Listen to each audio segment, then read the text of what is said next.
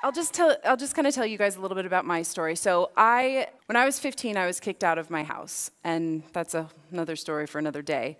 But what I ended up doing was because I couldn't live at home with my parents, I rented a room from a strange woman. I found her in the newspaper. And, I got a job, and I started working and paying my bills and stuff, and it was a really, really difficult time.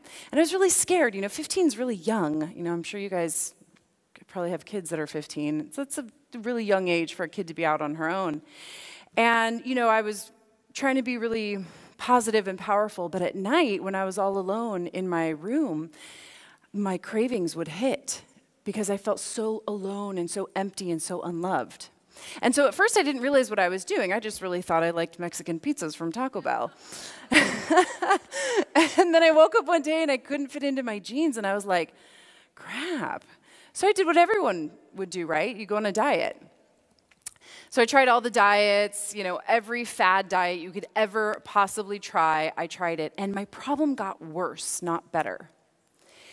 And by the grace of God, actually my parents introduced me to a psychologist who is still in my life today. And he started teaching me about the mind, and specifically the subconscious mind, which I didn't know this at the time, but it actually has 80% of the decision-making power in everything that you do. So while my conscious mind was telling myself to lose weight, my subconscious mind was telling me, eat the Mexican pizza, right?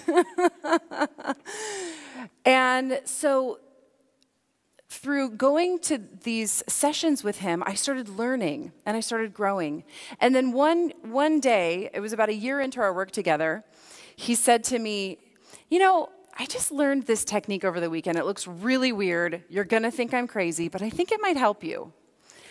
And I'm like, all right, well, whatever. I was still really struggling with cravings at that point because I couldn't control my mind.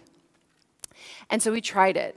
And sure enough, I felt ridiculous. You guys will probably feel ridiculous today. But at the end of that session, it was like a weight had been lifted off my shoulders. And I felt the lightest that I had ever felt in my whole life. And sure enough, the more I used this technique, the less I wanted food.